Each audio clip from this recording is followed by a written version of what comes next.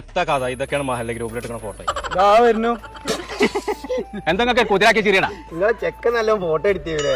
ഓൻ കൊമ്പങ്കാട്ട് അഭിമാന ഓ ഒറ്റയ്ക്ക് ഇരുന്ന് പഠിച്ചാണ്. അല്ലാതെ നിങ്ങളെ മാറി ഇങ്ങനെ തേരാപ്പാര അടക്കല്ല. അത് ഇന്റെ ചെറുക്കനാ.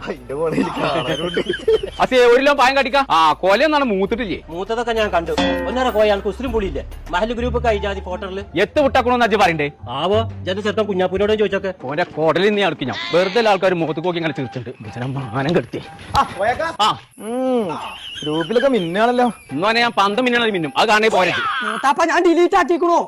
നിങ്ങൾ ഇന്നെങ്ങനെ ചെയ്തിട്ട കാര്യം ആപ്പച്ചിന്റെ ഡിലീറ്റ് ഫോർ മീ. അപ്പൊ എനിക്കറിയോ അത് നല്ല എഡിറ്റ് ആണല്ലോ മിസ്റ്റർ മൂത്താപ്പ. ആ ചോപ്പിട്ടതിന് എത്ര ലൈക്ക് ഇട്ടിക്കണ അറിയോ നിങ്ങൾക്ക്? ലൈക്കിന്റെ പേറ നീ കെട്ടി തരടാ. ഇൻസ്റ്റാഗ്രാം, ഫേസ്ബുക്ക്, യൂട്യൂബ് അതിലൊക്കെ ഇപ്പച്ച് വൈറലായിക്കോ. എന്താ ചെട്ടിക്കണ്ടേ? വന്നു എത്ര മാല ഗ്രൂപ്പ് എടുക്കണ്ടേ? അതിനെത്താ എന്റെ കഴിവ് ഞാൻ തെളിയിച്ചു. ഇപ്പച്ചിന്റെ 3 ഫോട്ടോ ഞാൻ വെറൈറ്റി ആയിട്ട് എഡിറ്റ് ചെയ്ത് വിട്ടു. എന്നാ പച്ചിന്റെ കുട്ടിയുടെ കഴിവ് ഞാൻ നോക്കട്ടെ, ഒന്ന് കാണിച്ചെന്നാ. അങ്ങനെ വൈക്ക് വരെ ഇന്നാ ഞാൻ കാട്ടില്ലല്ലോ.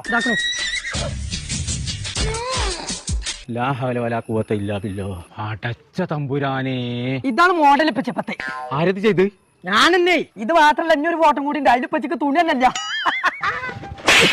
എല്ലാം മനുഷ്യനെ മാനം കെട്ടിക്കേ. നാടായ നാട്ടിൽ മുഴുവൻ മനുഷ്യരെ മാനം കെട്ടിടിക്കേ. എനിക്ക് എഡിറ്റ് നല്ല ഇഷ്ടമാണ്. പക്ഷെ ഞാൻ അത് പഠിച്ചാനാണേ. എനിക്ക് അങ്ങനെയാണെന്നുണ്ടെങ്കിൽ എന്നോട് പറഞ്ഞാൽ പോരെ. ആ യൂസ്മിന്റെ ചെറുക്കൻ പഠിച്ചില്ല Perinthalmanna G-Tec centre of excellence, അതിന് പോയി ചേർന്നാ പോരെ. നീ ആൾക്കാരെ തിരിച്ചറിയണമെന്നുണ്ടെങ്കിൽ ഞാൻ തുണി കുപ്പായി ഊരിട്ട് നടക്കേണ്ടി വരും. നടക്കാം, ഡ്രസ് മാറുക, പെട്ടെന്ന് മാറുക. ഞാൻ ചേർത്തിനെ നിൽക്കുള്ളൂ. ആകെ മാനം പോയല്ലേ പഠിച്ചോനെ. ഇപ്പൊ ഓരോ ഓഫീസ് അവിടെ അവിടെ ചെന്ന് ചോദിക്കാം. അത് നടക്കൂല. ഇച്ച് ഇവിടെ പഠിച്ച കുട്ടികളെ കിട്ടണം. ഓരോട് ചോദിച്ചാൽ ഇതിന്റെ കാര്യങ്ങൾ എങ്ങനെ മനസ്സിലാവുള്ളൂ. നടക്കണ്ട, ഇടുവാ. ഒന്നുകൂടെ വന്നാ ഒരു കാര്യം ചോദിച്ചാലാണ്.